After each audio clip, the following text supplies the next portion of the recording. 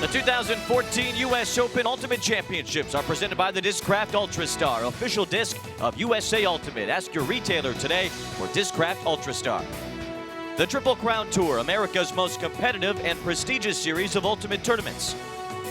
And by USA Ultimate, the national governing body for the sport of ultimate in the United States. To learn more about Ultimate or find out where to play in your area, visit usaultimate.org. Take a look at the starting lineup for the Riot squad. Gwen Ambler, one of the four handlers they have. Shira Stern, Shannon O'Malley, Alyssa Weatherford, the cutter Sarah Griffith, who we mentioned in the Open, Hannah Kawai, and Dominique Fontenette. For Andy Lefsitz's team, Maddie Sang and Fury, with Alex Snyder, Lauren Kanemaru, Arlie Sang, Christy Brown, Lisa Picaithley, Shmi Narayan, and Manisha Daryani for San Francisco. 81 degrees now, still windy out of the south, winds at 14 miles per hour. Clouds have taken over the sun as this matchup between Evan, 9 of the last 10 club national champions here today. San Francisco against Seattle. And it's ironic, the team that won it last year excluded from the semifinals. Washington D. Scandal on the sideline watching. One thing to watch on the first couple points. Alex Snyder, one of the top handlers in the world for Fury. She's not out here on the D-line. Expect to see her on the O-line, but she's banged up. And Maddie Sang wasn't sure how much or if at all she would play. Disc for Riot to start things off in this women's semifinal matchup. Riot 7-0 in pool play, including a 15-7 hammering over Fury.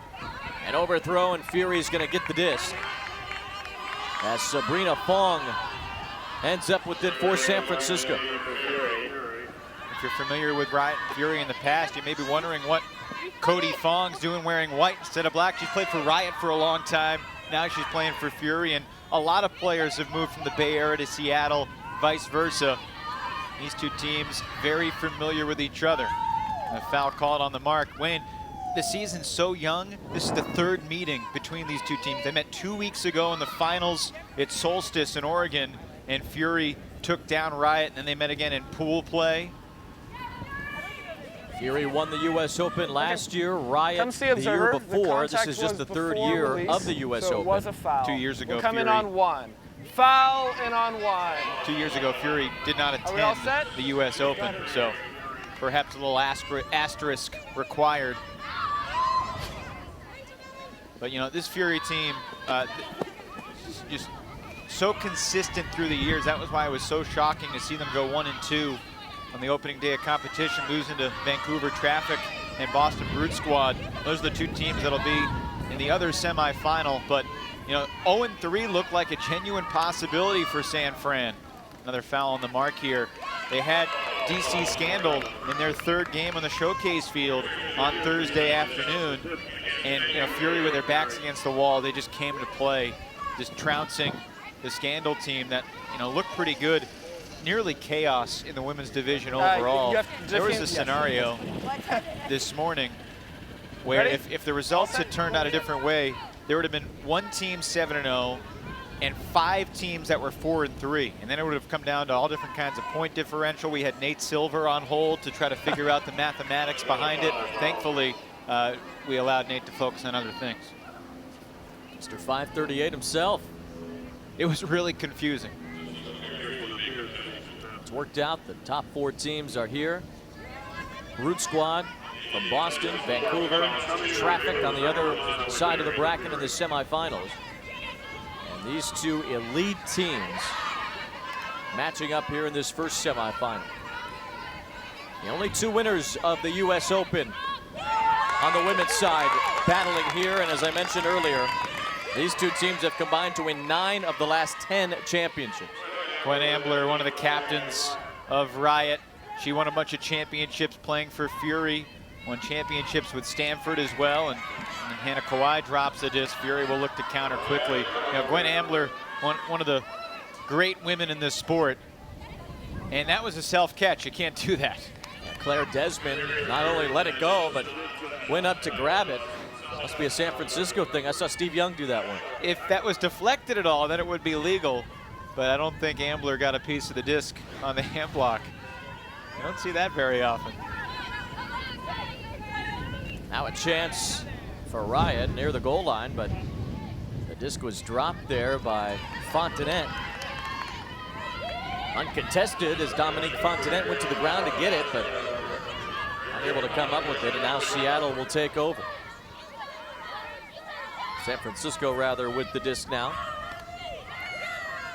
As Hannah Kawhi, after a turnover, a chance for Riot. And Seattle on the board first. It's Khalees Cardenas who gets into the end zone on the toss from Hannah Kawhi. And Seattle's Riot strikes first. Well, Kawhi, another top player to watch. It's just a nice break around Jurgensen.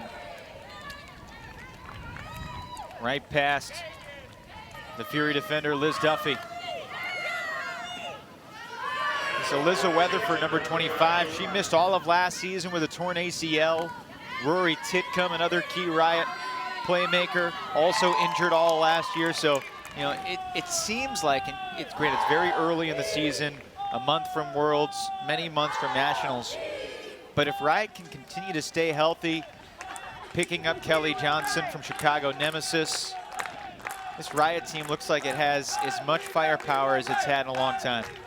Cardenas with her first goal today, but her 15th of the tournament. She's the leading goal scorer for Seattle.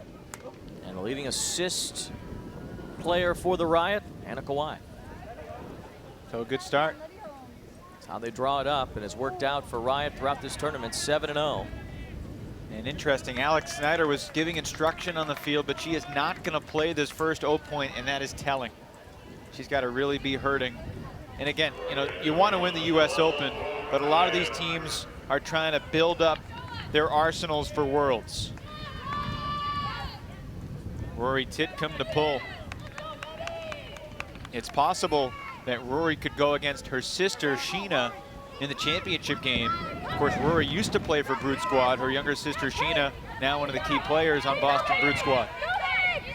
And there are 3 Titcomb brothers that are all really good. One of them on Seattle Sockeye men's team, although they were knocked out this morning against Minneapolis Sub-Zero in a crazy game in the wind.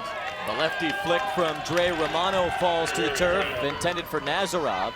Now Seattle with a chance to go up 2, and they've got an opening toward the end zone. The wind pushing it back toward the field, and that's why it was knocked down. Otherwise, Riot probably would have had a second point there, but the wind again blowing upstream.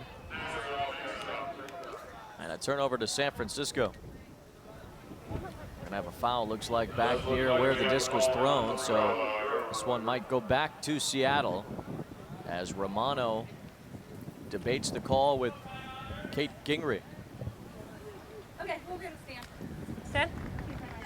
Okay. And the observers, Laura Meyer, Okay. Linda Zudo, Warren Wells, and Callum Lamb. And after talking about it, there will not be a foul. Didn't even need the observers that time. It was officiated between the 2 ladies, so chance now for San Francisco on possession. On the Huck attempt, an opening and a catch as Liz Duffy tracks it down. Now a chance for the point, and Duffy tossed it to the end zone. Sabrina Fong, rather, that's Anna Nazarov, who gets the goal for San Francisco. It was a great deep shot, and Duffy a big-time grab. And then Nazarov, who's won a Callahan Award herself, running with the play. Nice high release backhand to the end zone. Kayla Jurgensen. Not an easy throw, even though it's going downwind. She had just enough of an upward tilt on the disc that it floated. But if it was too much, then it would have popped up in the air. There's a really fine line, and Jurgensen threaded the needle perfectly. Nazarov now resides in the Bay Area. She grew up right outside of Denver. Won the Callahan back in 2007 at UCLA. A lot of players in the Seattle area and the Bay Area start playing Youth Ultimate. Anna didn't start playing until she got to college.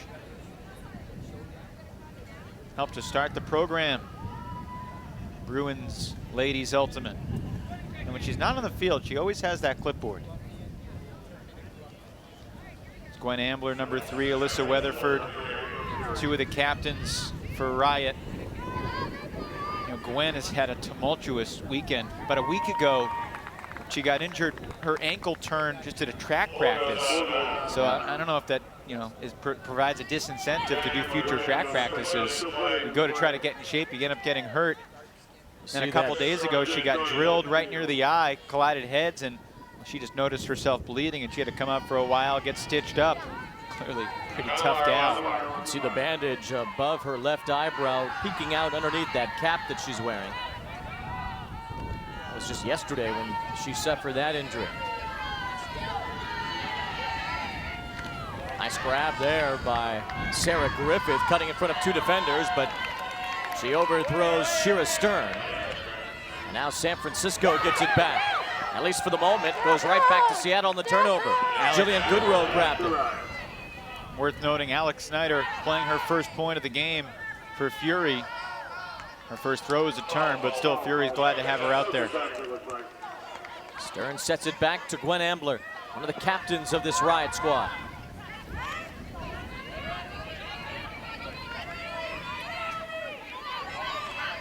Fontenette dumps it back off to Alyssa Weatherford.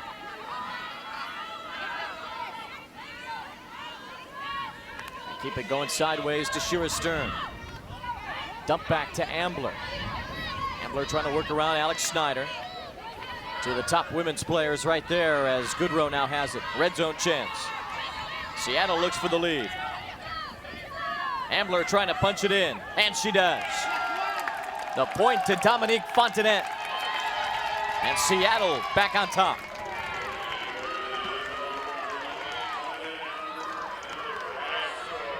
It's amazing to watch Dom. She's been so good at this game for such a long time. You know, Ambler, when she's in gear, really tough guard. You got to respect that flick break.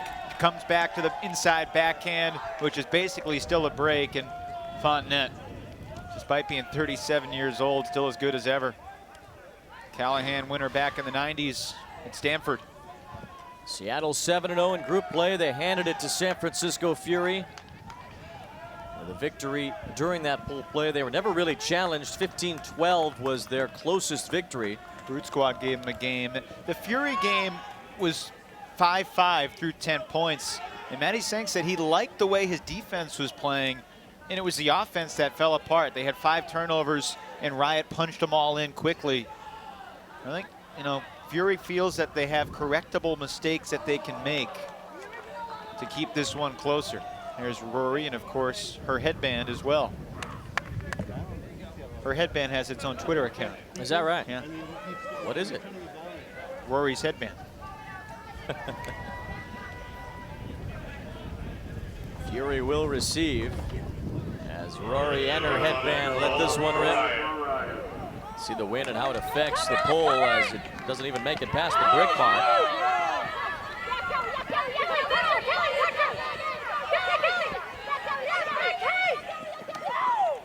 Along the sideline, that's Alex Snyder, the veteran. And a great diving catch there to keep it alive. But a low throw and unable to make that grab is Christy Bowen. So Riot gets it back with a 2-1 cushion. No throw there by Narayan. Now Seattle goes back to work. Kelly Johnson playing catch with Titcomb.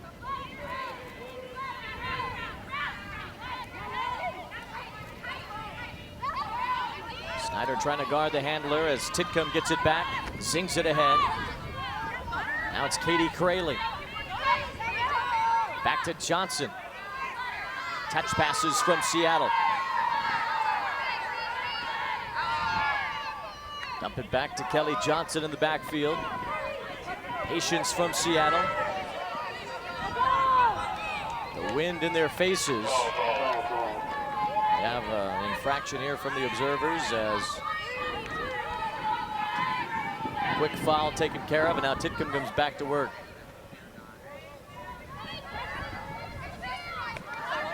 Johnson handling it around Snyder. The way Snyder's moving right now, you can see how difficult it is for her to get around as Johnson cuts in front. Stoppage here. Charlie Mercer hands it back. Alex Snyder on the hard.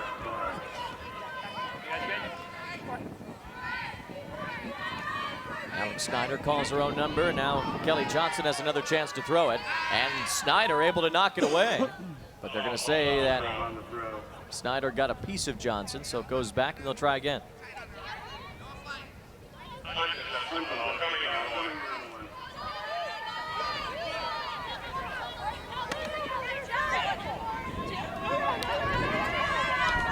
Johnson gets it back from Boyden. Now Titcomb again. Dinks and dunks from Seattle. Shannon McDowell fires it ahead along the sideline. Red zone chance for Charlie Mercer. Flicks it backward. As McDowell sets up Kelly Johnson again. Now Johnson for the point, too far. Intended for Titcomb, as she was unable to lay out and make that catch. It's a tremendous dump swing to create this opportunity, and Johnson just a little too far ahead. Great layup by Rory Titcomb. And comes up a little injured. Hope she is all right. One of 5 Titcomb siblings. Each sibling has a silent H in the name. Zaylin, X10, Vero, Rory, and Sheena. Hopefully she just got the wind knocked out of her. She did pop up quickly and then perhaps felt something. Rory, the 4th of the 5 siblings. The creators of 5 Ultimate.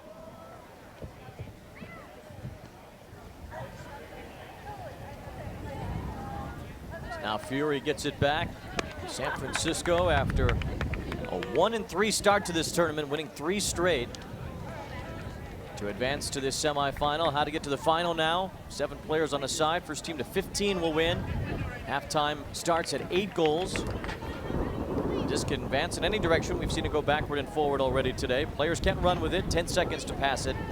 Self-officiating until the observers get in there and the teams switch ends after each score. Keep track of all of it for you here this afternoon in this women's semifinal at the U.S. Open. I tried not to. You see the spirit of the game in effect there. Some contact and some giggling. 3, 2, 1, distance. Not only did Griffith not contest the foul, she apologized profusely as the foul was happening. Oh, what a Sang catch. with a nice toss to Hanamaru, who made the great catch, and now it's Snyder, after a nice move around Johnson, flicking it forward. Looking for the point, an opening, and an easy grab in the end zone for Manisha Daryani. And right back to even for Fury.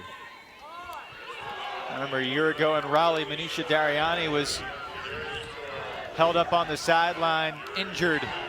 Nice to see her back on the field and going deep. And a good shot from Bowen. 2-2.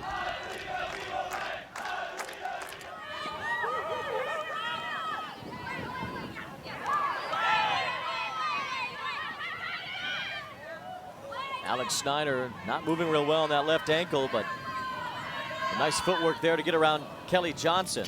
That created the play, and Daryani able to finish it off as Fury evens the score here against Riot. Daryani out of San Francisco. Now she's got the clipboard. Well, she had the clipboard pretty much the entirety of last year when she was out for the season. Taking the bookkeeper type role. Alex Snyder, part of the Team USA World Games team in Colombia. She was teammates on that squad with Cree Howard, who's here but injured. Also Anna Nazaroff, Serge Griffith, among others for Fury. Rory Titcomb made that team and then tore her ACL that same week. It was just shocking to see what happened to Fury the first couple of days. And they woke up this morning to play Iceni, the team from Great Britain, Maddie sang was not sure whether or not they would make it to semis. Basically, they did not control their own destiny. They would have had to rely on point differential if things went another way.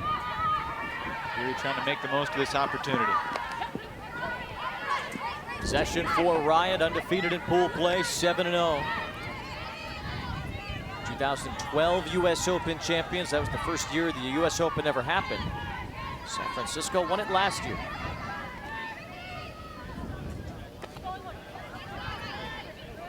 Faked throw there by Fontanet. Now a stoppage away from the disc. Romano tying her shoes as they give her an opportunity to relace. Quick timeout. Dre Romano, one of the new players for Fury.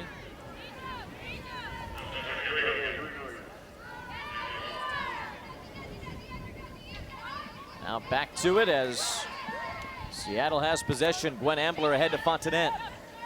The flick to a tumbling Shannon O'Malley. Now a red zone chance. Kawhi trying to force it in on the backhand. She does. Kawhi to Sarah Griffith. And Seattle holds the break. They lead 3-2.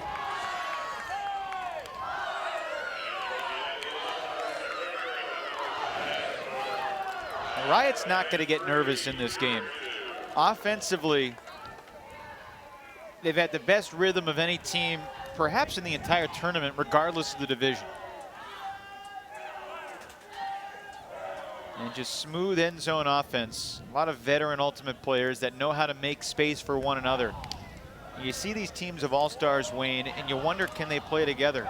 And, you know, for the most part, teams like Riot and Fury do an unbelievable job of subjugating the individual for the benefit of the team. And, you know, you saw Fontanet there cut toward the middle of the stack. That created the opening with Finney chasing Griffith to the open side. So, you know, Griffith gets in the stat book, but in my crystal clear department, Dominique Fontanet gets a tally. The lead back to Seattle. To keep the graphic up for Evan Leffler's crystal clear. Yeah. Griffith out of Muskegon, Michigan.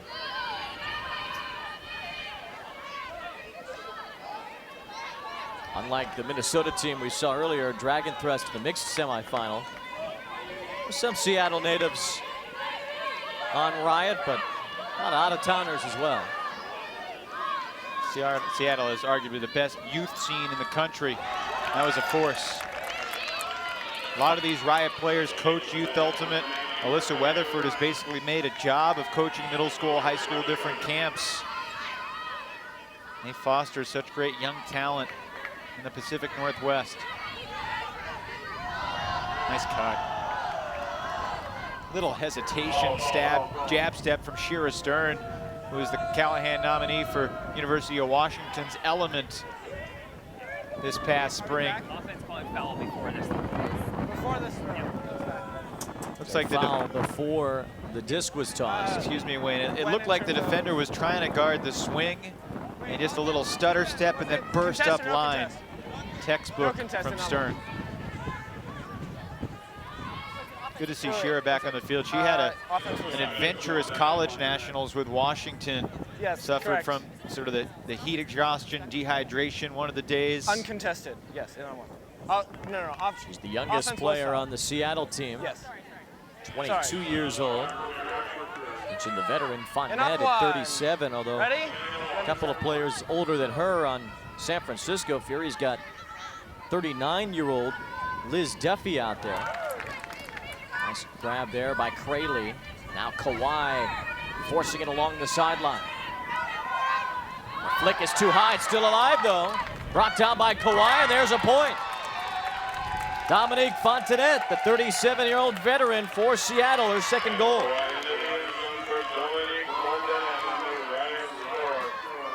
This just became a scramble for Fury defensively.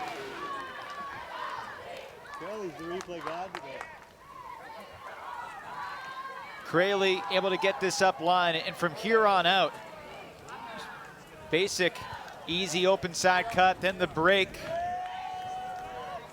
Helps to be a little lucky, and after the deflection, you saw the Fury white jerseys watching the grass grow. What a bad catch by Crayley. And here's the break that opens everything up. It's hard to tell if there was a strike call. The mark on that break throw shifted right and helped open up that flick break. 3 assists for Hannah Kawhi so far out of 4 goals for Seattle. Good start for the graduate of Brown University. Not a bad school. It's your neck of the woods. You know better than me. I've heard of it, though. Of course, Fontenette went to a school called Stanford that some of you might have heard of. Fontenette's from Pine Bluff, Arkansas.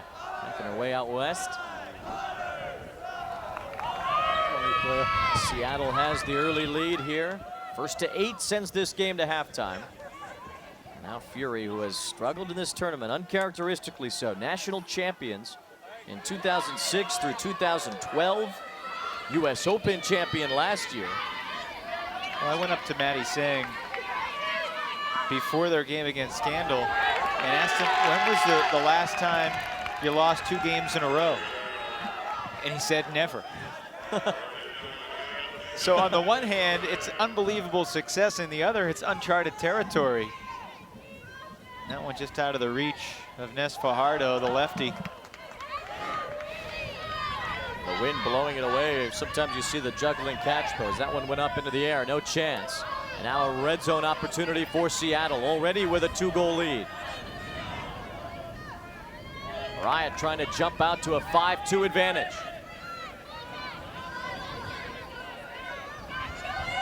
And a great start for Riot.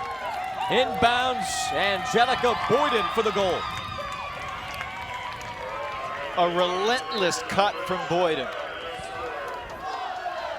You could fault her for not clearing out, because Snyder did a nice job for a while. This is sort of the fourth of the back and forth, going horizontal. And Snyder could only keep her contained for so long.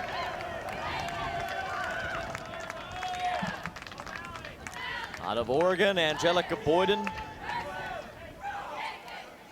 She likes to note that her birthday is a palindrome, 9/8/89. She'll be 25 in September, and a win for Seattle here would put her team in the U.S. Open final tomorrow. A great start for the Riot. 7-0 in pool play. As I mentioned before, nothing closer than 15-12. They dominated their way through. And a 5-2 start to this one. 3 straight goals for Seattle. As we take a look at how this tournament got started yesterday, the opening ceremonies last night to celebrate the 4th of July. Colombia was here. This is an international event. Folks from the United Kingdom. U.S. teams, of course. Well, you might see Vancouver Traffic out of Canada in the women's final tomorrow. As teams from all over the world have joined for the U.S. Open, and the Worlds are coming up next month in Italy. It's been cool to see the U.S. Open grow in stature. The president and CEO of USA Ultimate, Tom Crawford, declared at the captain's meeting that a team from Germany is planning on coming next year, a team from Australia. You know, it's great to see Clapham, the great team from Great Britain. There's the Seattle Sockeye guys rooting Riot on. There's Vero Titcomb, one of the 5.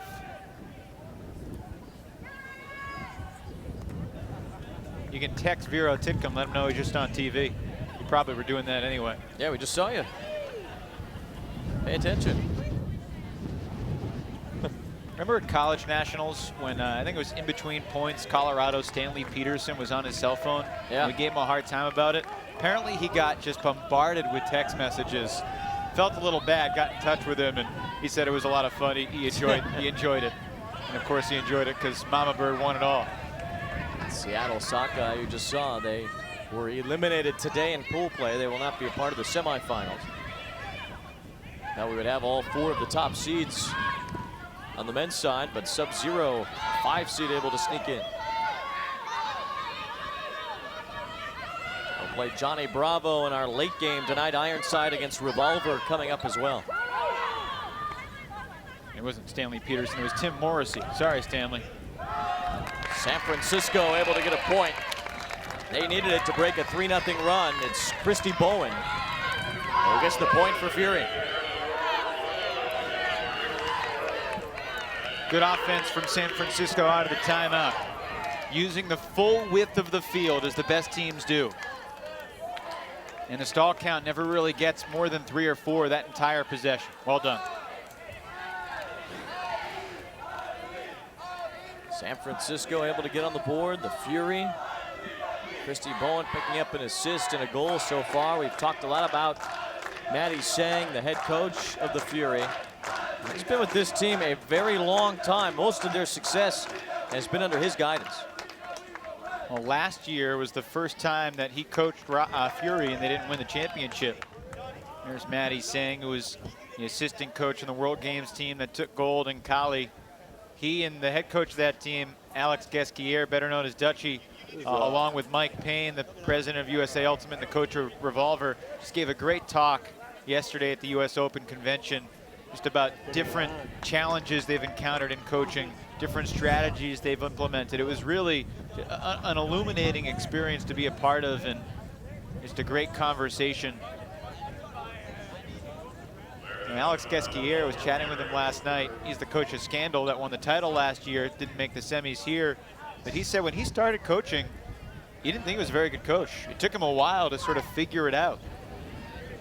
Started coaching, California men's ultimate, Cal Berkeley, and then took over the Revolver team, finally won a championship there, and then won the women's title, and he's won a world title. Doesn't have a ton left to accomplish. He's still working hard, trying to grow the sport. Seattle with the lead and the possession. Low zinger to Fontenette.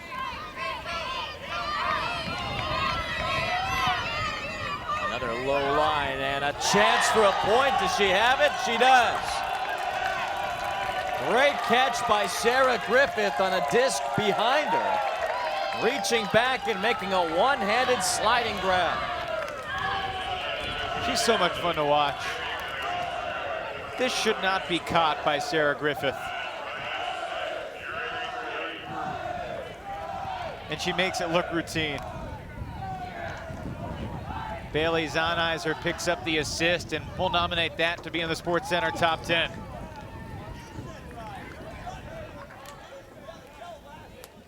I think Zahnizer threw it. You could see the reaction. She was nervous and realizes that Griffith bailed her out. Griffith so nonchalant as she got up after that one. But an incredible catch, her second goal of the game. And Riot continues to roll, a 6-3 advantage to start this one off. 28-year-old Griffith. Certainly one of the top players in the country as she's able to get her team on the board again. How do these teams come together? These are club level teams. These are teams that have open tryouts. How do you start one? How do you end up on one? Where does these teams come from? Anybody could start a club team. You and I could start a club team and enter in the series. Now, we probably wouldn't be very good because I'm out of shape. And have you really played Ultimate? No, but there's still time. We still could do it and enter the series. And when we enter sectionals, we have the right to play into regionals. And if we do well enough in regionals, we get to nationals. And, the nice part is, we have the best coaches in the world here in Minnesota. So the next couple days, just pick their brains a little bit. You'll be throwing 75-yard flick hawks before you know it. That's all I need. Tough drop there by Jurgensen. So now it's Seattle already up 3 with the disc near midfield. I can catch it, I just can't throw it. Do you need to throw it? So you're deep. We'll just only throw it to you in the end zone. Perfect. throwing just takes practice, you know. There's a time in everybody's life when they're not a very good thrower. But if you spend a few months throwing an hour or so every day, he'll come. Little high there, but it ends up being deflected to Charlie Mercer. Now a stoppage as the observers approach the disc. There was a pick call. A pick has been called, so they'll reset. You have a pick called on the flag. It's gonna come in on 0? Yeah, since it was in the air. Most people can throw it backhand. Yeah, back to the time when, when she caught it. What are the Blaine stops. challenges of throwing the flick or the hammer or some of these other specialty throws that we see? Well, you know, the tough part in this wind is, you know, releasing the disc at an angle to give the disc a chance to float for a while. You know, sometimes an outside-in flick straight into the wind might not have much of a chance. That one gets through, but still caught. Shira Stern. Now Kelly Johnson has an opening. Back to Stern. Johnson with the break toward the end zone. Stern didn't find her. She dumps it back off. The fake worked there, but still Titcomb hesitating. Kayla Jorgensen doing everything she can on that mark. Titcomb forces it in and gets the point. It was Kelly Johnson on the toss to Shannon McDowell. And Seattle punching their way through again. Well, it feels like it's Riot's day, doesn't it? I mean, twice during this point, deflected throws that go off one Riot player's hands and into another. And look at Jorgensen just throwing the body around. She goes down another time on this throw, but still gets broken. And then Johnson to McDowell. Textbook front cone of the end zone. 7-3, Seattle has the lead. We talked about how to make those different throws. Well, Evan had a chance to catch up with Gwen Embler on how to do that. Some of the fiercest players in the women's game. Kelly, for somebody who's never thrown a flick before, what should they be thinking about? So basic things with a flick. One's going to be your grip. You really want to make sure that you have that disc really far into your hands and you have a secure grip. A big piece of ultimate in throwing a flick is going to be keeping movement on the disc and with yourself because you have a person that's marking you. So you really want to make sure that you have a good grip and that you keep that disc secure. Another thing you want to focus on is dropping that outer edge. So when you throw it, when you have wind especially, it's going to catch and kind of flatten out. So wherever you're trying to throw, that shape on that disc and really trying to loosen that as you keep it secure is going to help the shape of that flick. If you're on her team and she has the disc, go deep. She'll hit you right in the stride. Kelly, thanks. Yeah, of course, Evan. Thank you. Kelly and her husband Luke were living in Chicago. Kelly played for Nemesis last year in Chicago. She commuted out to Seattle Riot tryouts with the plan that if she made the team, that they would move to Seattle. Of course, she made the team. They were never going to cut her. And her husband Luke and Kelly have since relocated out to Seattle with their 2 dogs. A long drive. They made it. And Riot is very fortunate to have Kelly Johnson, girl known as Vegas. Native of Elgin, Illinois, in the Chicago suburbs. Kelly Johnson, who also teams up with you on the AUDL broadcast. She's got her hand on those. She runs an instant replay better than just about anybody I've seen. And in fact, if our crew is getting tired after this game, I'm sure Kelly would be eager to help out in the truck a little bit. She could work the men's semifinals, no problem. Out of Elgin, Illinois, Kelly Johnson has been a big thorn in San Francisco's side, especially with Snyder not moving at 100%. Johnson really exposing that mismatch.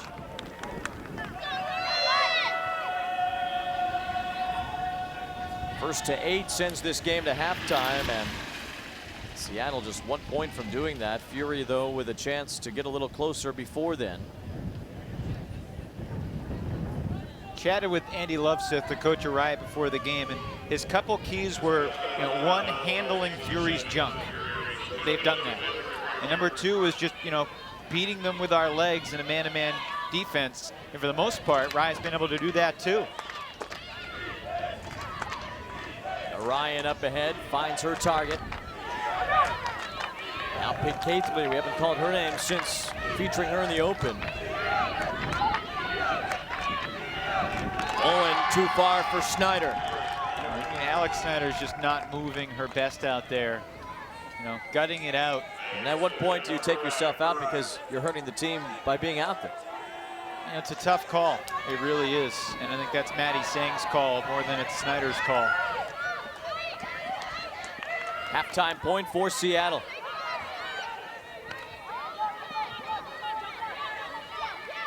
And there's not much Snyder can do here guarding Johnson.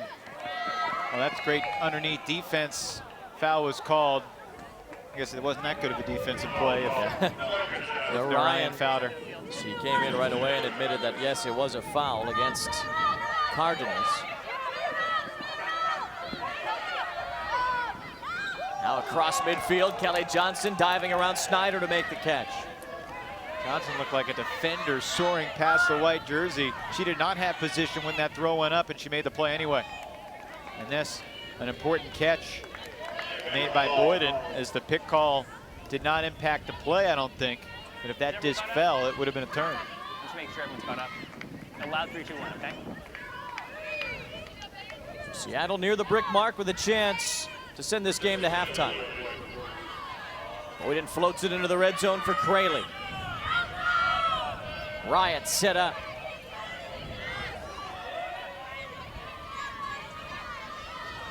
The backhand floater to Johnson at the goal line. And she had Fontenette open there, but she decides to go back to Boyden. And Boyden turns it over. Like one throw too many.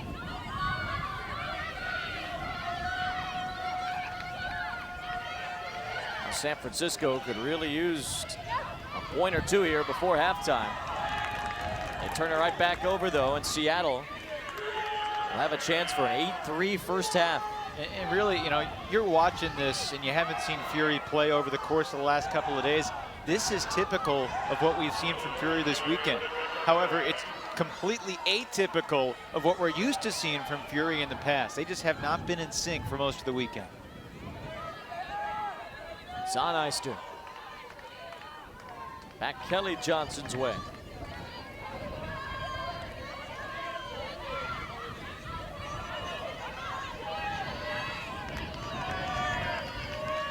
That's Crayley. Flick it forward. Zoneister looking for some room. And through the hands of her intended target. So Fury goes back to it. San Francisco is the only city with a chance to have a team in each the mixed women's and men's final. The Polar Bears have advanced to the mixed final to play Dragon Thrust. Revolver plays later tonight against Boston Ironside. And Fury needs a furious comeback to try to go to the final here in the women's. Have a timeout after that turnover. Seems like if you want to be around the best ultimate, San Francisco and Boston are two good places to start as we look at the women's bracket. Mentioned the Boston team, the Brute Squad. They'll play Vancouver Traffic later. And the winner meets up at 2:30 Eastern tomorrow afternoon here on ESPN 3. As we take a look at Ultimate Frisbee in 2014, the World Frisbee Championships in 1981, the Rose Bowl in Pasadena. The Boston Ultimate team. You heard Boston again, so even then. Things as far as curves and looks like the Condors, the Santa Barbara team that's been around forever. Adds much more than the, so the Ultimate All-Stars intercepted. Ultimate All-Star team in action there at the 1981 World Frisbee Championships. Great layout there for the catch. Right here.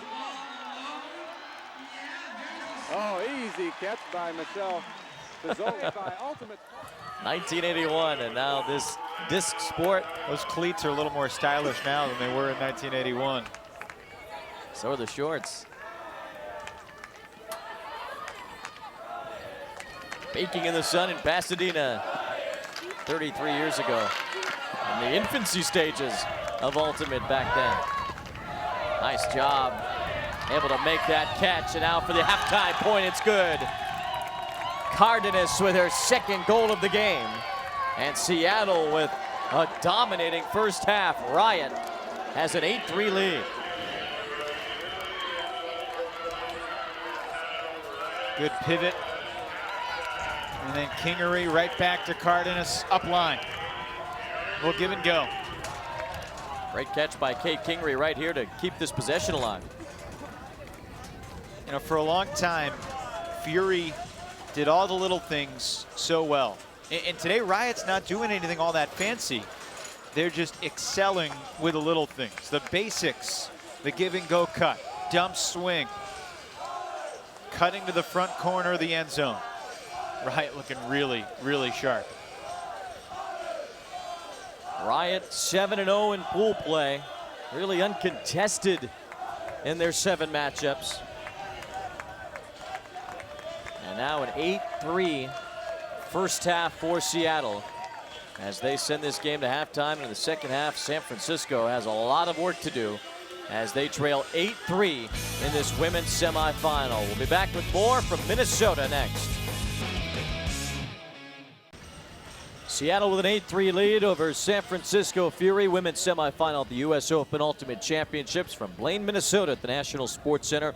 And we're joined by the head coach of Fury, Maddie Sang. And I know the expectation for you guys is to win every match, win every tournament, but sometimes that's not quite the reality. What do you guys have to do to try to make this different in the second half? I think we're pretty happy with our defense. As a small adjustment we want to make, but right now just offensively we're not clicking. I'm not quite happy with how I think we need to be more aggressive. We're getting the first pass, but we're not giving that thrower any options. Hey, Maddie, 2 weeks ago you beat Riot at Solstice in a tight final. What was the biggest difference that day that allowed you to succeed? Honestly, like, I think we came out with our same defense that we actually came out here, and they made a couple mistakes, and we built a pretty early lead, and then we kind of rode that out, and the second half was actually really even. So hopefully we can do that to them. How's Alex Snyder doing out there? She's doing fine. That's not our problem right now. All right, Coach, thanks a lot. All right, thank you. Maddie Sang, the head coach of Fury, down 8-3 at halftime in this women's semifinal. The last 2 U.S. Open winners trying to advance to the championship round. It's an 8-3 lead for Riot over Fury in this women's semifinal. One of the big reasons why for Seattle. Dominique Fontenette, as she joins us downstairs. Dominique, what worked for your team in the first half? Well, we came out thinking 1 point at a time, and we've been working on breaking the mark, really being tight man defense and being in the right position. But yeah, working on the process as opposed to the outcome. Dom, you've played this sport a long time, a lot of great teams you've played for, a lot of big tournaments. At what point this weekend did you sense that things were really clicking for your squad? First game. That's it. First game, first point. What are the signs to seeing you guys clicking the right way? I think our energy has really been steady and high. You know, we've been fighting over the last few years, kind of going on this up and downhill energy wave, but now we're pretty steady and we plateau at a nice level. They call her Dom the Bomb, Dominique Fontenette. Thanks a lot. Thank you. Seattle has an 8-3 lead over San Francisco Fury. As we take a look at how the first half broke down, a lot of it broke down Riot's way. Hannah Kawhi, good pivot on the disc, breaking her mark to Cardenas in the end zone. 2 very familiar names for Riot. And then later, it was Gwen Ambler breaking the mark again to Dom Fontenette into the end zone.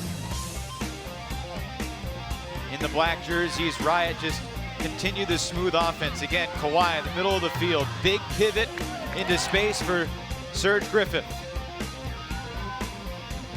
And then Crayley, the nice catch in the middle. Taking what's there. The open side cut is there, we'll take it. If the break side cut is there, we'll take it. Got a little lucky at times too, but then capitalized, and Riot really on a roll, leading by 5 at the break. And kept going, Sarah Griffith with that amazing catch. SportsCenter top 10 nominee. She's an explosive athlete, and this is the give and go. Cardenas to Kingery, and right over the outstretched reach of Narayan. You see how it breaks down, 2 goals apiece for Fontenette, Griffith, and Cardenas. Kawhi with 3 assists. Not much happening on the San Francisco side, but 3 different players with goals and assists for Fury. It's 8-3, Riot trying to advance to the championship round tomorrow here in Minnesota. Second half about to get started here in Minnesota, the National Sports Center in Blaine. Seattle with an 8-3 lead over Fury. And Evan, I mean, a big start for Riot to this first half. You look at the second half, How can Fury overmatch them? It's going to be tough, the way Riot is clicking. You know, first things first, Fury needs to take care of business on offense. You know, even if you're trading points a couple times, you get it to 10-5 or 11-6, you got to get afloat before you can start sailing. And right now, Fury's underwater. Tough start for Maddie Sang's squad. Interesting when you asked him about Alex Snyder, who we can certainly see very clearly that she's not moving real well. And not to mention, she's stuck on Kelly Johnson, who's moving extremely well. So you look at that matchup as something of a mismatch, but Maddie Sang either wouldn't admit it or doesn't agree. Well, I think, you know, there have been a lot of mismatches. You know, Riot's been running faster. They've been more decisive in their cuts and just more crisp overall offensively. But, you know, this is a Fury team that still is just chock full of champions. So let's not bury him just yet. They also beat Riot 2 weeks ago in Oregon. San Francisco will start with possession. The great history of this Fury roster, dating back to their inception in 1997. They won the national championship just 2 years later, again in 2003, and then to put together a championship run that you could match up with any sport. Club national champions in 2006, 7, 8, 9, 10, 11, and 12. First team ever to win 7 straight. That's a tremendous layout. Far side of the field. You know, Boston's death or glory on the men's side was the standard. 6 straight titles in the mid-late 90s. And then Fury winning 7 in a row, beating Riot for the 7th straight title 2 years ago. 15-9 was the final in that one. DC Scandal broke the chain last year. Riot was the champion 2004 and 2005. I'd said earlier that 9 of the last 10 titles have been won by these two teams. Actually, 10 of the last 11. Yeah, and you know, back in 2008, been called the greatest comeback in Ultimate history. Riot led Fury 10-1. Fury won 15-12. So you've seen crazy things before. Well, they'll need crazy here as Snyder gets near the goal line. Flicks it sideways, they zing it again, but too far. Intended that time for Fajardo.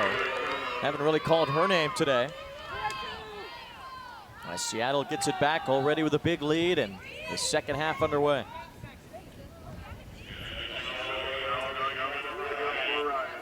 Inbounded here by Shannon McDowell.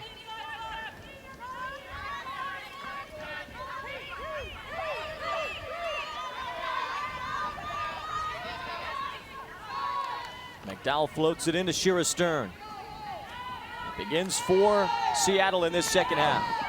There's Kelly Johnson, who was all over the place in the first half.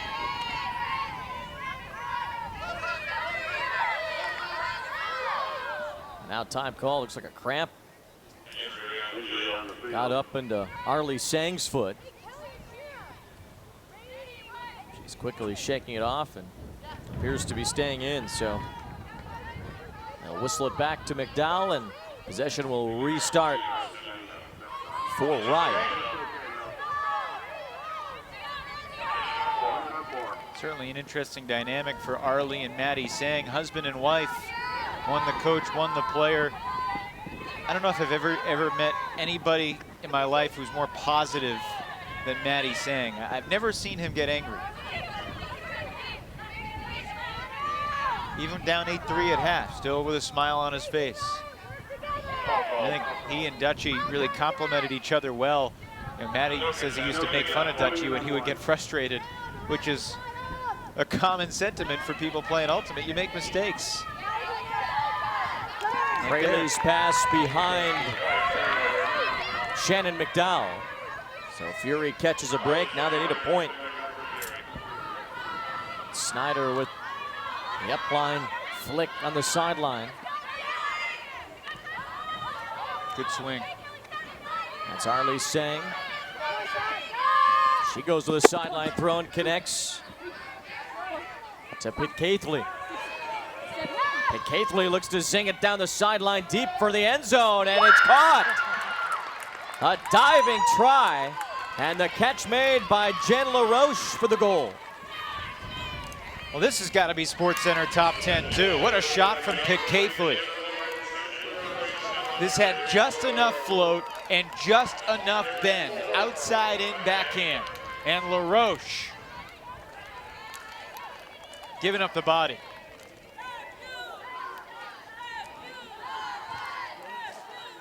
Griffith had that pretty well defended. A pretty good angle, but LaRoche had her beat by just a step or two, and that was enough. That is a high degree of difficulty throw. Especially up the sideline like that. The first point of the second half belongs to Fury. On the other women's semifinal, it's Boston Brute Squad that's grabbed a quick 2-0 lead on Vancouver Traffic. As the winners of these two matchups will play tomorrow afternoon. Right here on ESPN3, we'll have the mixed women's and men's championship game.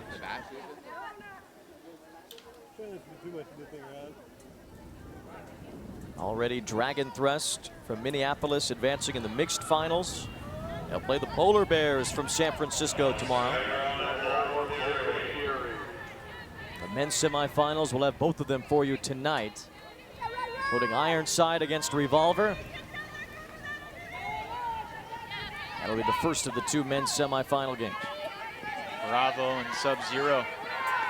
Sub knocking off Sockeye this morning in what basically was a de facto quarterfinal game. Sockeye had some big wins, but also some surprising setbacks.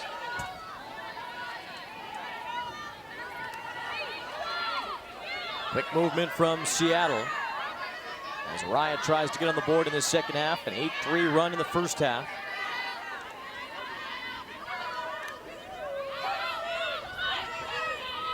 Kate Kingery had the assist on the last Seattle goal. This one floats over to Alyssa Weatherford. Weatherford with a fake. Over to the sideline, Fontenette. Side force, and Fontenette can't get rid of it. Let's see if there was some contact.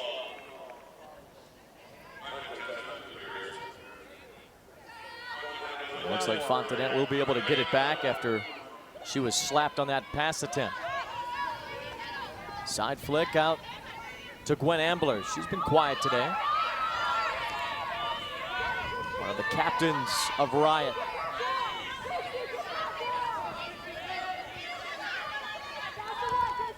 Weatherford's pass too far as Kate Kingery laid out but couldn't get it.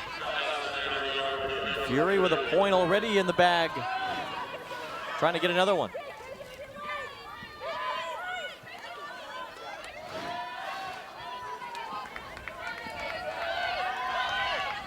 Nazaroff open deep. If they could get it there, be a tough throw with a win, and now Anna will come back underneath.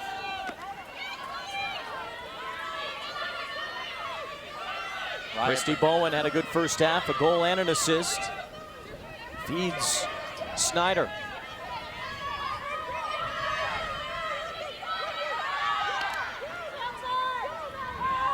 Off the hands and intercepted, or at least knocked down by Fontenette.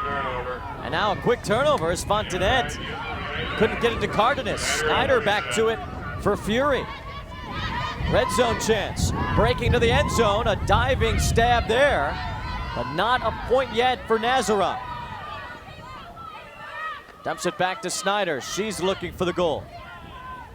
And forcing it in, good to Jurgensen. As Fury has scored the first 2 points of this second half.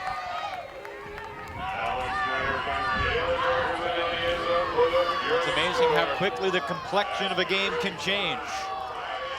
It's a big upwind break for San Francisco Fury. Calm offense near the goal line. That was a big stab by Nazaroff. Getting low to the ground. Nazaroff not trying to force it, get it back into the hands of one of the top handlers in the world. And Snyder, a good step out, and then jams that flick, chiseling it into the hands of Kayla Jurgensen. 5 different scores for Fury as Kayla Jurgensen gets on the board. And again, you know, Matty Sang has felt decent about how his defense has played against this Riot offense that's been clicking. It's the offense that has needed to minimize the mistakes. Through 2 points here in the second half. Certainly off to a good start. Couple of goals for Fury in this second half and an 8-5 advantage now for Riot. It was 8-3. Alex Snyder on the full court for Fury. First to 15 scheduled for the win, although we're getting closer to the soft cap in this one.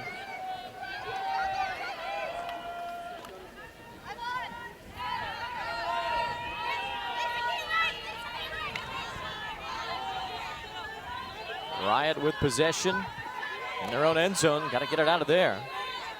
Well, this is the junkie type zone defense that Riot knew would be coming at some point. There's the D. Alex Snyder just biding her time as a wing. Now Fury on a 3-0 run to start the second half. The points for Claire Desmond. And suddenly it's 8-6.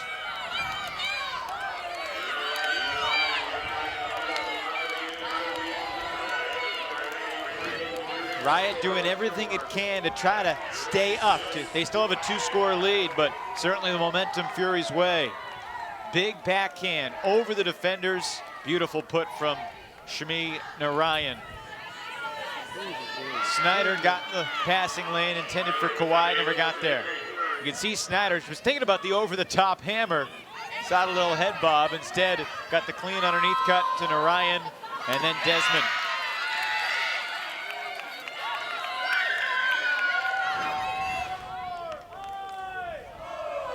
Well, you mentioned that Fury's never out of it. In fact, one of the greatest comebacks in Ultimate history belonged to Fury against Riot. And after an 8-3 first half, which Seattle dominated, it's San Francisco Fury that's on a 3-0 run to start the second half. Claire Desmond with that last goal. If you're curious where the name Fury comes from, named after the 3 Furies in Roman Greek mythology, avenging goddesses who relentlessly sought justice. Sounds pretty intense. It does, and it sounds like San Francisco's goddesses want to storm back in this one.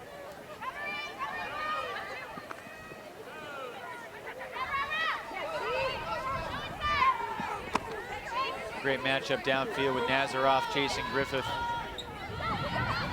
And it's a turnover. Or perhaps a foul. We'll see what the call is. Back toward where the disc was thrown. No foul on that, I wouldn't think.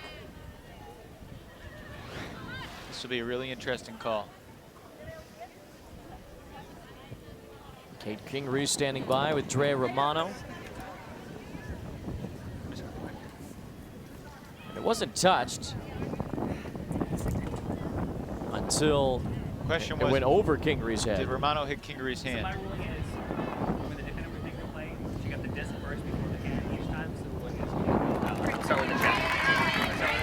Start with the check. So the D for Romano, and now Fury has it back already on a 3-0 run in this second half. Big possession here. And already it's turned right back to Seattle. Poor execution from Fury as they give it right back. Rory Titcomb. A low line toss that finds her target. Kate Kingery now. A flip ahead. Cardenas, and she finds their target in the end zone. Kelly Johnson. Seattle on the board in this second half. They snap a 3-0 run. a tremendous cut from Khalees Cardenas. She sold the break cut. She really sold it. And then she comes back to the open side, turns it around, and then she just has a wide open space after a quick pivot. Johnson breaking to the open side. You know, because everybody knows that these throwers are superior, you gotta respect that break cut. And Cardenas really sold it.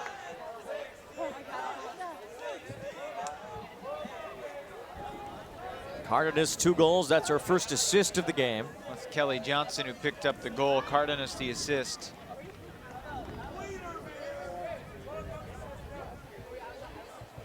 Kelly's really been a difference maker.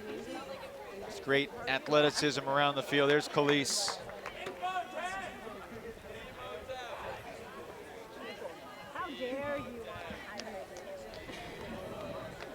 One of the relentless workers for Seattle, and that quells the momentum a little bit.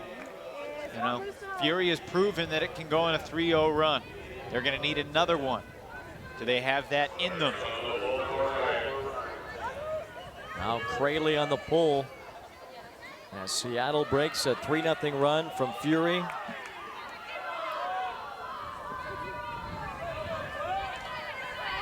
Fury goes back to work. The lefty, Dre Romano ahead. Good cut to Duffy. Nazaroff was the handler. She went up line. There was no other safety valve until Duffy came underneath. They flick it deep, and it's caught right in front of the goal line. Clancy with the catch. She feeds Kayla Jurgensen for the goal. And a quick strike for Fury. They come right back, and they pull within 2 again. Fury's offense has definitely gotten its act together. They're spacing the field better. It's a big huck. And then Clancy calm, high release backhand to the end zone. Jurgensen, another one of those relentless runners, very similar to Khalees Cardenas for Riot. Just relentlessly working downfield. Capable of the big play. Throw a little bit behind her, but she carefully secures the disc. Back to a 2-score game. See how it's played out so far. Fontanet and Griffith, 2 goals each for Seattle. Fury with 6 different players on the board. And after Seattle's big first half, San Francisco has answered here in the second, though still more work to do. On a 4-1 run as Jurgensen has scored both of the last 2 goals for San Francisco. Now on the pull from Snyder into the wind. This one might not even make it to the middle of the field. It doesn't. When you have the wind like this on those pulls, do you want to go lower, try to make it more of a line drive? Then you risk the wind knocking it down even quicker. You got to do what's comfortable. It does feel like the wind has picked up considerably in these last couple minutes. 14 miles an hour when we got started. It was 17 miles an hour at times during the mixed semifinal. As we learned some ultimate lingo, what a cup is. This is sort of a hybrid 3 or 4 man cup with basically a 4-man cup here with the 2 wings and the 1 deep. They flick right out of it. And the deep got beat. Now Fury trying to call fire to match up man-to-man. Side force. Gwen Ambler's poached, and they get it to her. See if Ambler can dump it in. Gets it near the goal line. Now the goal attempt, and it's good. Jillian Goodrow, in fact, gets Riot back to a 3-goal lead. Goodrow, another product of the Seattle Ultimate scene. Washington element.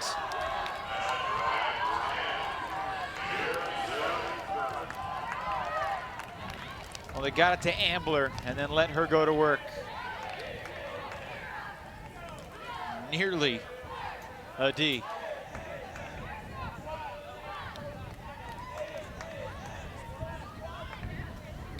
Ambler broke the cup by getting it downfield to the sideline. The deep was Alicia Dansker. And it was a nice cut from O'Malley just getting to the sideline. And then Weatherford jammed up a little bit, but able to get it to Ambler around the mark. And then O'Malley, quick release. And again, Dansker just comes up short.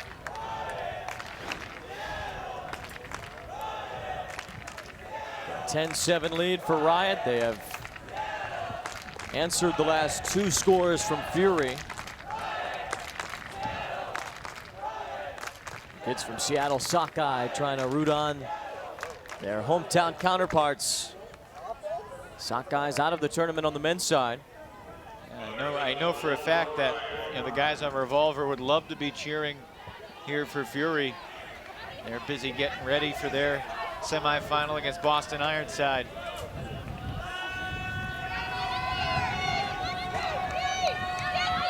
A little deeper pull this time, at least making it past midfield as it floats out of bounds, and that actually gives Fury quite a boost. They'll be able to take it up right near the midfield marker. This is not quite at the brick mark, but right in front of it where the spot of play is initiated when the pull lands out of bounds. 10 yards past it. Lauren Kanemaru out there with Nes Fajardo. The lefty backhand. Fajardo finds her target, Manisha Daryani. A few lefties on this San Francisco team. We're doing injury, dark. Injury, dark. Looks like something happened to Shira Stern, so she's going to walk off the field here. Take a substitution for injury.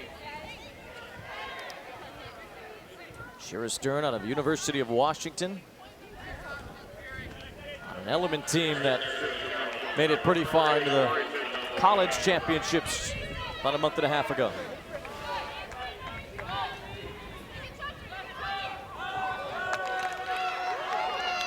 Left side of the screen, you'll see the contact.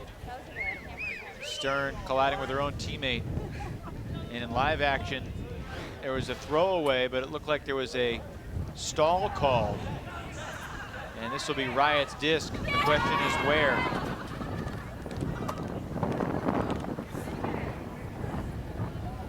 Or not? Stall or not stall? Stall or not stall? Still some debate on whether the stall was completed or not. No stall, Riot's disc downfield.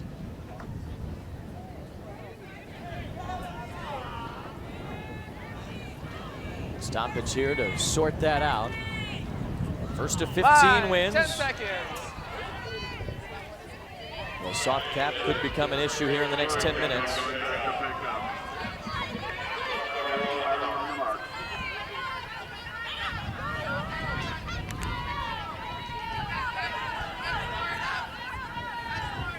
So about 10 minutes from that soft cap. Once that horn goes off, it's the next 2 points that would determine the win, so it might not be 15 here today. Probably won't be, in fact.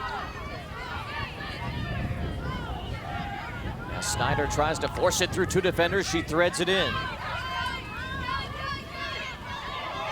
Now a red zone chance for Fury. They've outscored Riot 4-2 in this second half. They were down 8-3 at one point. And now again, a 2-goal game. Lisa Pitcaithley with her first goal. She's such a substantial target in the end zone. And Nes Fajardo starting to settle in as a handler. Fury has done the job. Fury has absolutely made this interesting. They've outscored Riot now 5-2 in the second half. Great flick there by Fajardo. And Pitcaithley in this Fury offense is something of a role player. She's a great role player. Watching her with her college team, UC Santa Barbara, I mean, if she doesn't touch the disc every other throw, it's at least every third throw or every fourth throw. She is single-handedly making that one of the elite college teams in the country.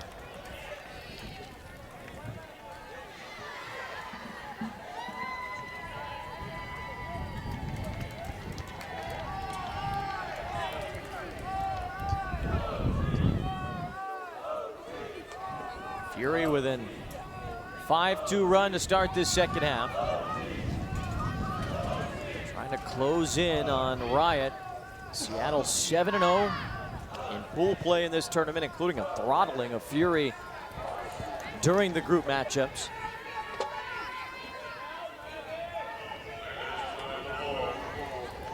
After an excellent start here today, Riot's going to have to clamp down here and try to keep Fury away.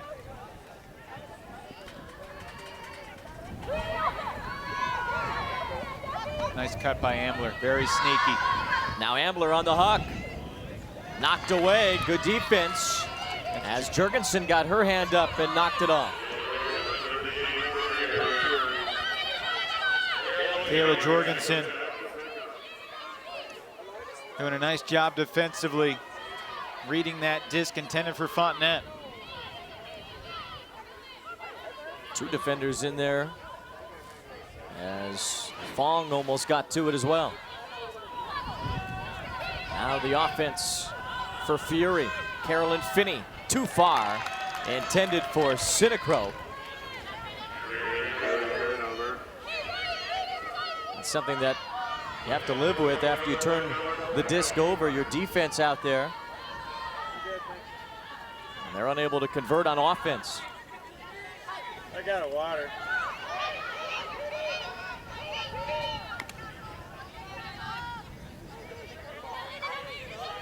Riot set up for the point now.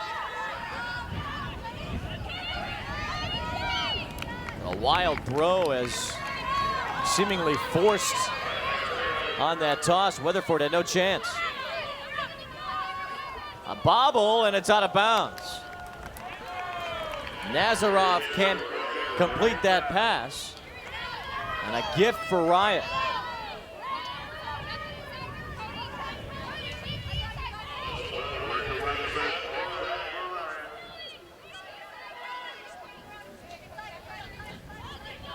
On the sideline, Riot with great field position after a turnover. Kate Kingery looking for something to open up. The defense from Sinacrope and a point for Riot. Nice and easy into Shannon O'Malley. And Seattle gets one after the turnover.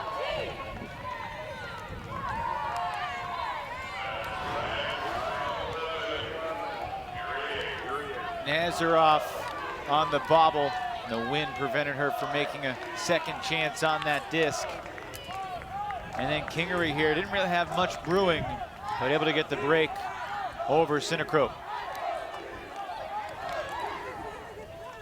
Sinacrope could have had a slightly more active mark there to make that a tougher breakthrough.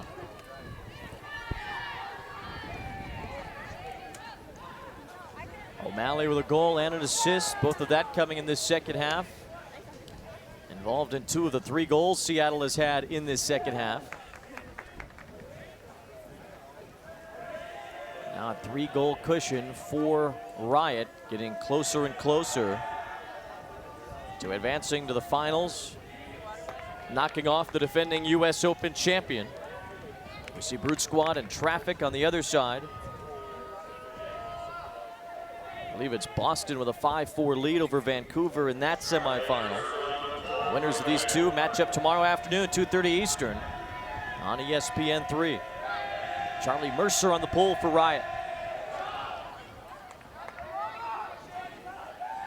That one might roll all the way across the other side. Finally, somebody from Riot put a foot on it. Stop the roll. Is that legal? It is. Smart, even. A low rising disc that got through. And after that turnover, Riot gets it right back. Finney a little too strong there. This is the defensive possession of the game for Fury. They're down by 3, they're going downwind. If Riot breaks here, Seattle's sailing to the finals. Shira Stern swings it out. Gets it right back. Nice idea by Sinacro poaching, and then Finney. Griffith calls a foul. Finney may have made contact. She doesn't think she did. Sarah Griffith. I'm sorry, what was said? Foul in on one. We'll start with a check. No contest. So Finney did commit the foul. You watch these teams, Wayne, and they play man-to-man defense, but downfield, their switches, their approaches, they're helping each other out. And that requires such practice and precision and overall communication. And right now, the offside handlers dropping into the lane, and they were just advancing downfield, and now Finney gets the D off the bad throw from Griffith. It's a collision there, Finney going down. And she got tangled up with Fontenette.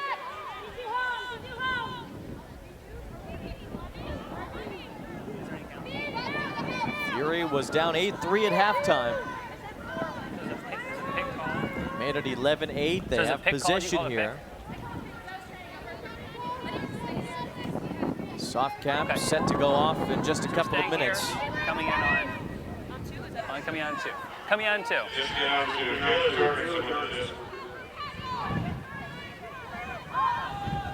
Backhand finds its target. Sinacro. Now to Jorgensen.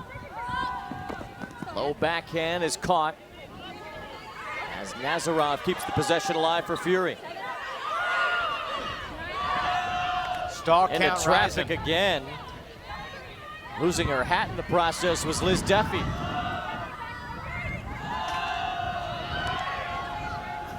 And now out of bounds, it goes back to Riot.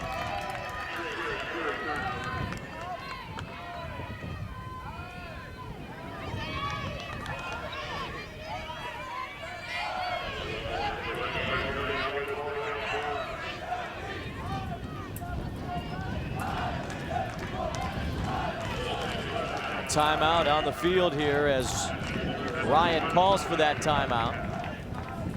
And now with a 3-goal lead, possession of the disc. Here comes Riot with an opportunity to really pad their lead a little bit as we take a look at our action for later tonight. The men's semifinals. Revolver will play Ironside, San Francisco Revolver. The top seed against Boston Ironside. All the way from Denver, Johnny Bravo as they take on Sub-Zero later on tonight in our final game of the day. Yeah, it would have been the top 4 seeds, but Seattle Sockeye eliminated this morning. Sub-Zero got off to a great start. A couple upwind breaks early in the game for the Minneapolis team. Crashing the party. Taking out one of last year's finalists. There goes the soft cap. So after this point concludes, you'll add 2 to the higher score. So it could be game to 14 or even game to 13 if the next goal belongs to San Francisco. Either way, the climb gets a little shorter for Riot, now needing 2, maybe 3 goals to win instead of 4. Well, regardless of the blaring horn, I like the timeout call. I think Riot recognizes how big of a point this is. And Fury with some very poachy defense. Jorgensen way off Fontenette. And now Jorgensen switches off to guard LaRoche. I beg your pardon, Stern. Great job by Mercer to stay in bounds. That disc almost flew away. Some contact away from Mercer as Claire Desmond got tied up with Weatherford. One.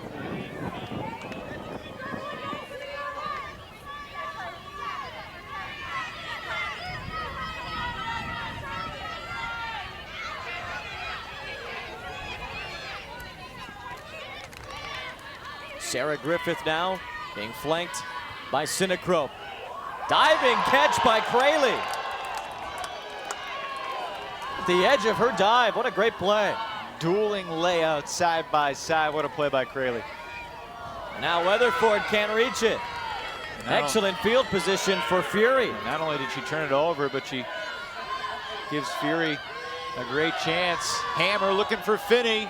And it's right to her, but she drops it. Carolyn Finney was all alone. Hit her right in the hands, chest level, and she couldn't hang on. Hammers are tough to catch. Hammers on a windy day are tougher, but that certainly should have been caught.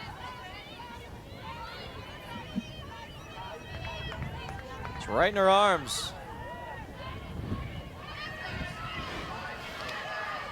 Just a huge mistake there for Fury. Soft cap horn has already blown. This point will determine what the final score needs to be. And Fury's gonna get it back here. Once again, good field position.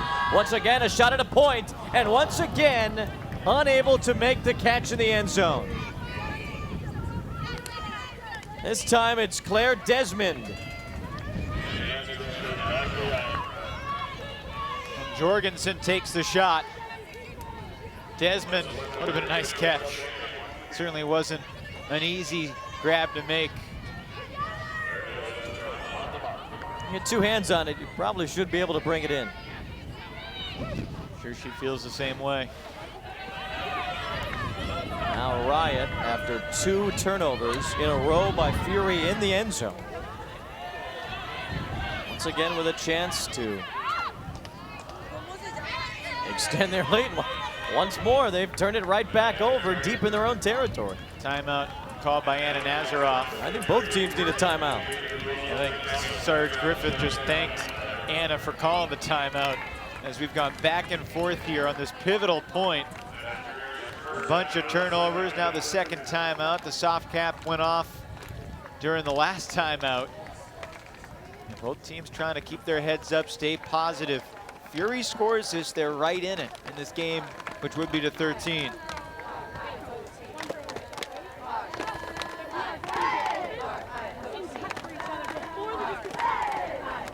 During this timeout, you hear all of the chanting and the clapping going on as we discuss the spirit of the game. And Evan, that's as big a part of Ultimate as the disc itself. No question about it. SOTG, spirit of the game, governs the integrity of the sport. It's not eye for an eye. It's not win at all costs. And that doesn't mean you can't have an incredibly high level of fiery competition. More and more spirit circles after games at the US Open than I think I've ever seen before at an elite event like this. You know, it's funny, people have talked about how spirit has gotten better over the last few years with the top players in the game from across the country getting to play together more, become teammates, either on US national teams or on the Next Gen Tour or on other all-star showcases. You know, you get to be teammates with somebody who plays this game. You typically like them a lot as Fury turns it over. And then, you know, you just have more respect for them when you're playing. Alyssa Weatherford after a nice catch. Gonna move the disc forward, back to Stern instead.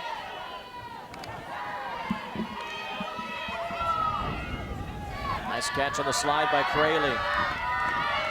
Mercer over to the sideline. Riot looking for a point. Weatherford zings it forward, gets to Crayley right on the goal line. Crayley dumping it to Weatherford for the point.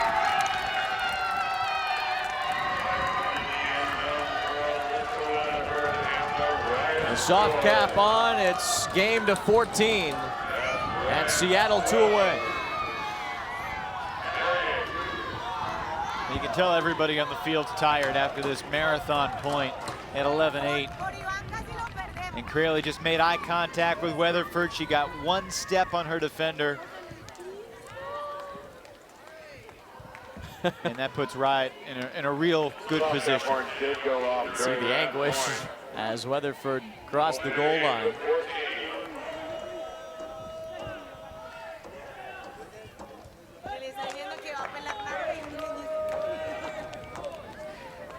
Riot with a 4-goal lead. It's Their biggest since they were up 8-4. Valiant effort in the second half by Fury, but Riot just too far ahead and too tough to stop consistently. Now it's game to 14 after the soft cap went off.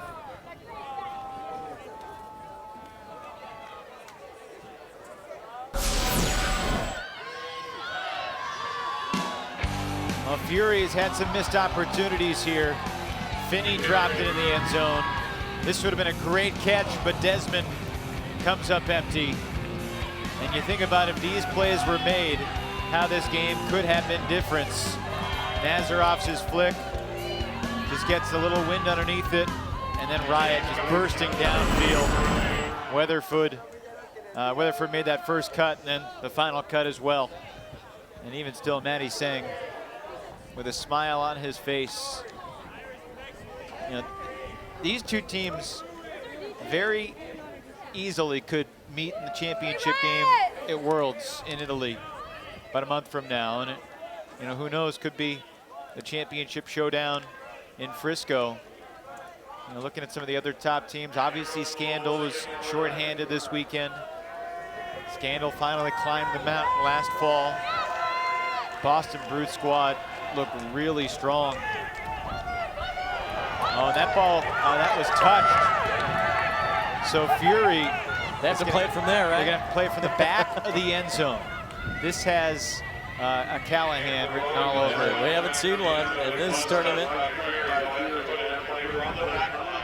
That would be awfully defeating for Fury. The cup in the end zone. Nice flick, but it's going to go out of bounds. And for Fury, they will have... She doesn't touch it, it'll come in at the front pylon. Not much Schneider could do right there with the wind.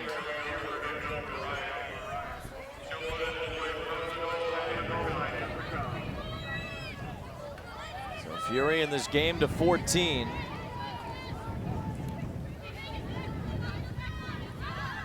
Right through the hands of Kawhi. Well, she was wide open. And Hannah Kawhi unable to make that catch. Whew. Maybe that opens the door ever so slightly. That's up. What a nice catch and throw from Snyder. Now it's Dariani looking to push it forward. This is the type of day when a really strong four-man cup can be debilitating. Snyder can't reach it. You mentioned Snyder and her left ankle. She's having a tough time moving around, and on a disc over her head, she had to try to make that over-the-shoulder catch. She just couldn't reach it. Forrest this high dump. Riot knocking on the door again, and Sennheiser overthrew Kawhi. Turnovers have been aplenty since a 3-0 run by Fury. They had chances to make it even closer. Seattle had chances to put this game away.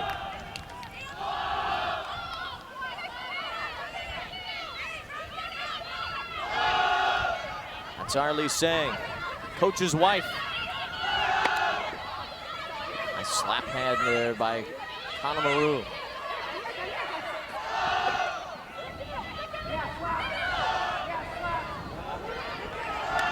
Right back to Kanemaru. Now the huck downfield, nobody there. Kawhi was the closest for Riot. I think that might have been intended for Dariani, who had been wide open for a long portion of that point, but not a real territory of the field where she was an applicable deep threat.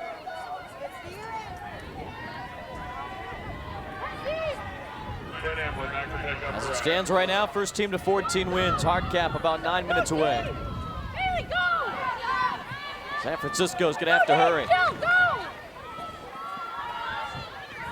Hannah Kawhi. The flick near midfield, finding Goodrow.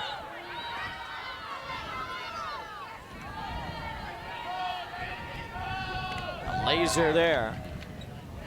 Another low liner to Kelly Johnson. The flick behind Sennheiser in the end zone. Another deep turnover from Seattle.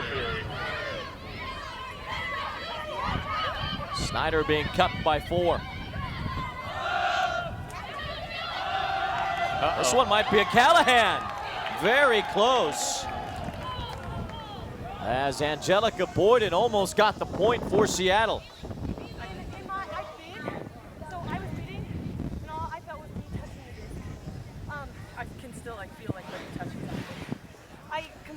Kafley claims contact on the arm. Boyden smelled the point.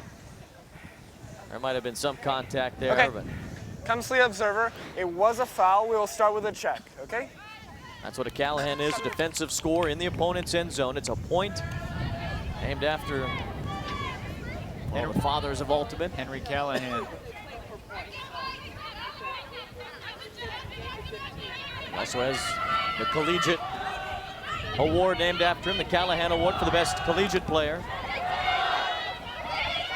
Fury really flirting with the Callahan on a couple of those throws. They finally able to get it out. A bunch of Callahan Award winners on these two teams. Going the wrong way, and Boyden knocked it out. No foul on that D from Boyden.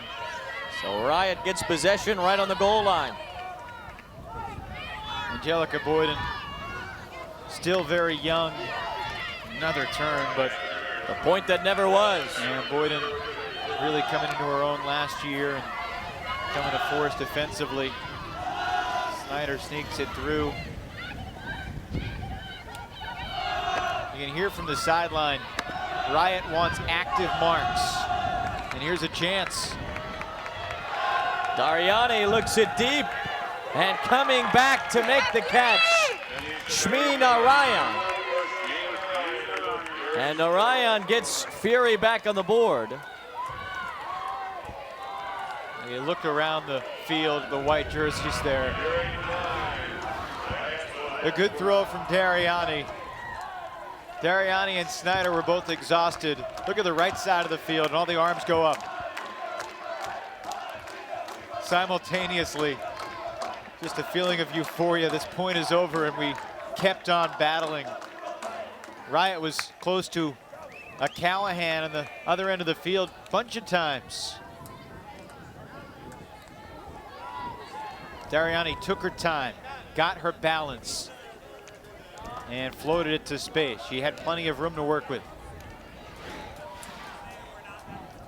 Great catch by Narayan, and Fury not going anywhere. That marathon point as Narayan becomes the first, rather the 7th different Fury player to score.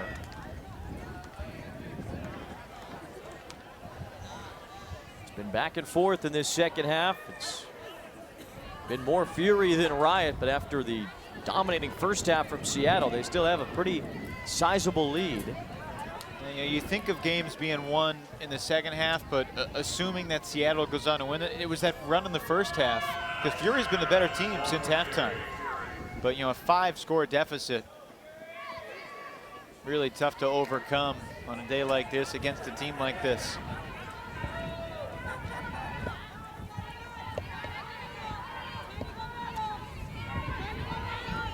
Now Rory Titcomb dumps it back to Weatherford. Only about 5 minutes from the hard cap horn in this one. What a throw. What a throw. And Crayley able to bring it down right in front of the goal line. Looking for the point now. Seattle gets it. Crayley to Shannon O'Malley. Call. And maybe not. Stoppage here before. We're going to call a pick, it looks like.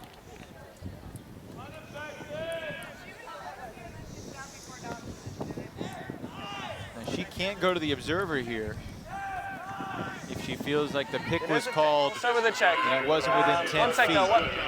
Hold please, hold please. Carolyn Finney's going to get a you guys chance need to positioning? catch up.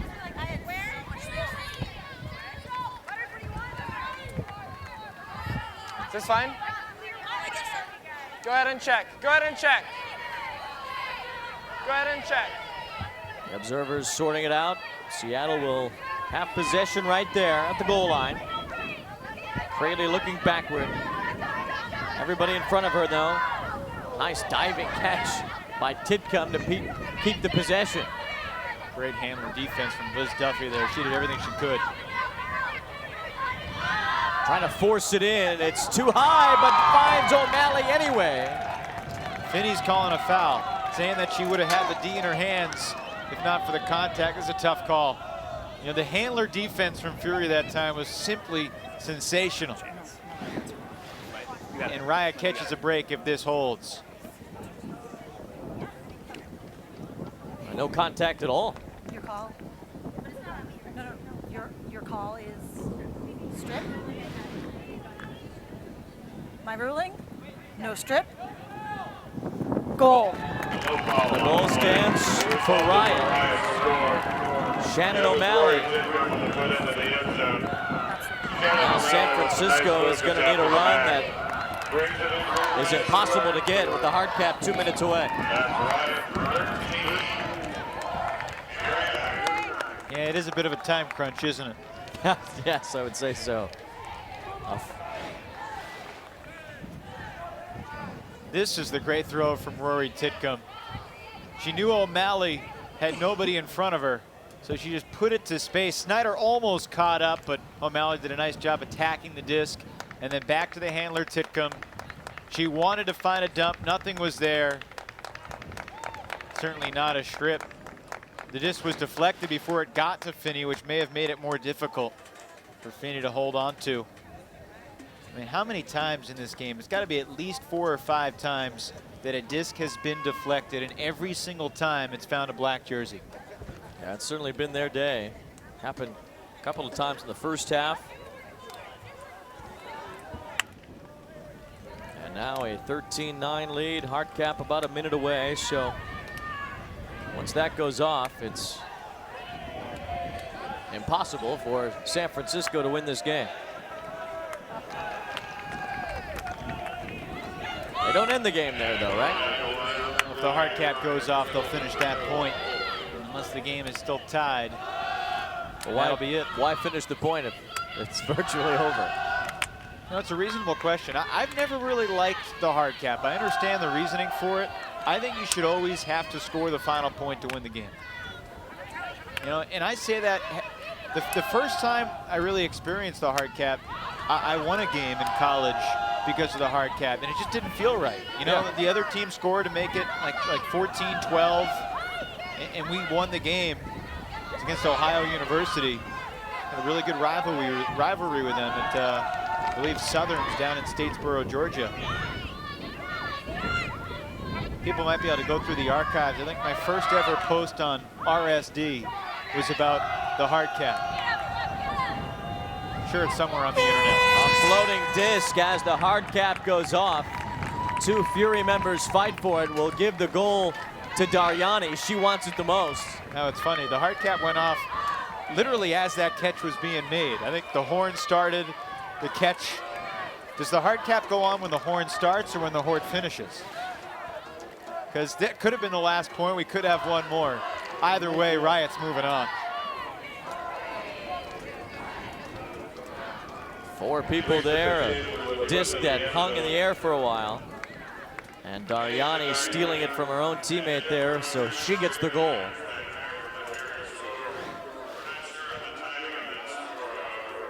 Looks like we'll have one more point. The hard cap goes off, it's 13-10. If we do have one more point, it will not affect the outcome of this game because it will either be 13-11 or 14-10. And Seattle's Riot will be playing for the championship in the women's bracket tomorrow afternoon, 2:30 Eastern on ESPN 3 against either Boston Brood Squad or Vancouver Traffic.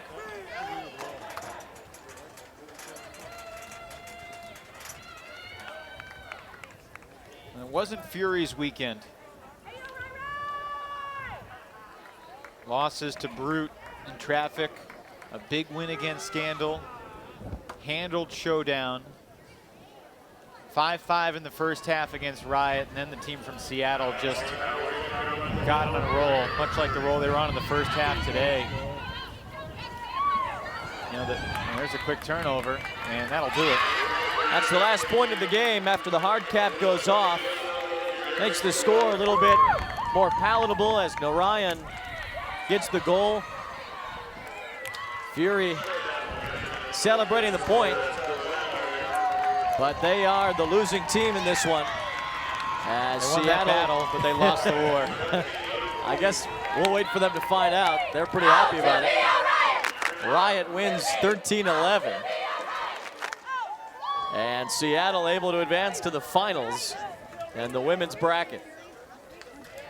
Great game, Fury! Fury still shaking hands over there after that point. Seattle Riot now 8-0 this weekend, playing against some of the best teams in the world.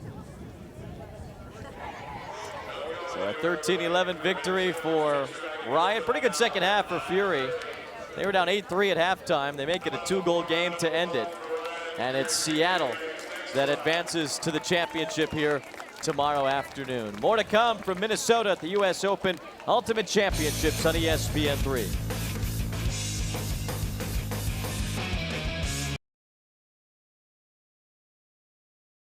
14 US Open Ultimate Championships are presented by the Discraft Ultrastar, official disc of USA Ultimate. Ask your retailer today for Discraft Ultrastar.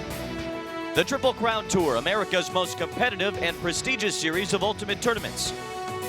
And by USA Ultimate, the national governing body for the sport of ultimate in the United States. To learn more about Ultimate or find out where to play in your area, visit usaultimate.org.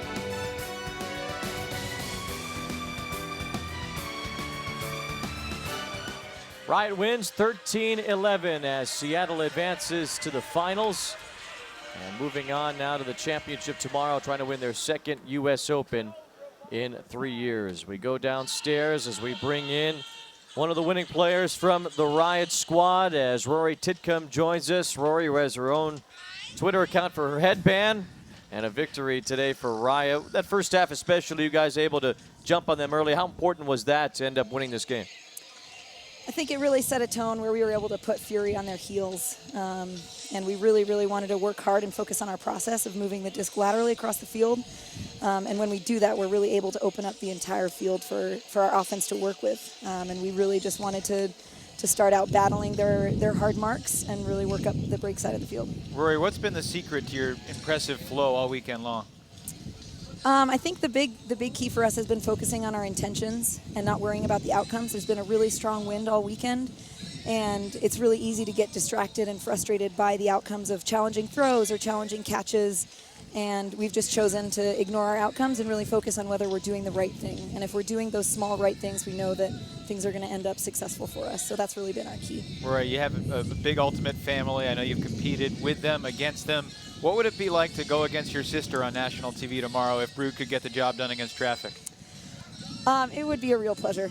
I've loved playing with my siblings my entire life, and we love each other. We love pushing each other, and it's been absolutely wonderful to see her playing the club game. I started out playing on Brute, and it's a really wonderful team. So I'm excited to see her debut in the club scene with that team. Well, Brute and Traffic are tied today right now, so go cheer on your sister. Good luck tomorrow. Absolutely. Thank you very much. Rory Titcomb of Seattle Riot as they get the win, 13-11. They beat Fury, and Riot 8-0 as they'll have a chance to play for the Women's Championship tomorrow. Our Discraft Ultra Star play of the game, and it comes from Riot. Look at this catch by Sarah Griffith on a disc thrown behind her. Yeah, Zahnizer very grateful that she was throwing it to one of the great receivers in the game. Serge Griffith cracks a smile after she makes the play. Great play there, and Riot at that point cruising an 8-3 lead at halftime. They win 13-11 over Fury as we are joined by Andy Levseth, the head coach of Riot. Get a little nervous there in the second half? Nervous? No. They gave us a little bit of trouble, but we stuck together, and, you know, we knew that if we did the things that we were saying we're going to do all weekend, if we broke the mark, if we stayed close on defense, that we would come out ahead. Andy, can you take us through the emotions of that point at 11-8 when there were 2 timeouts and multiple turnovers, nearly a couple Callahans, and then you finally put it in? Yeah, we sort of gave Alyssa a little bit of trouble there. We didn't have enough handlers on the field, and you know, it happens sometimes. But we don't get frustrated about results. We get frustrated if we're not doing the things we intend to do. So I wasn't frustrated by that point because we were working hard to do what we wanted to do. Real quick, what would the differences be in preparation for Brute versus Traffic tomorrow? Traffic gets a lot of vertical yards, and that's something we're going to have to account for. In this wind, that might be more difficult for them. On Thursday, there wasn't as much wind. Traffic, they're really tricky around the disc. Their handlers move well, and you know, you got to look out for Catherine Huey. So. All right, Coach, good luck tomorrow. Thank you. Andy Lefset, the head coach of Seattle Riot. They're in the finals. They'll play either Brute Squad or Traffic. Those two teams deadlocked right now in the other semifinal as Riot advances to the championship game in this women's bracket. We'll have that for you tomorrow afternoon, 2:30 Eastern on ESPN3. Seattle Riot jumped out to a big lead in the first half. They win this one. Now they advance to the women's championship game. For Evan Lepler, I'm Wayne Randazzo saying so long from the National Sports Center in Blaine, Minnesota. The final score, Seattle Riot 13, San Francisco Fury 11. To watch this entire game on replay, log on to watchespn.com or download the Watch ESPN app. Thank you for watching. This has been a presentation of ESPN.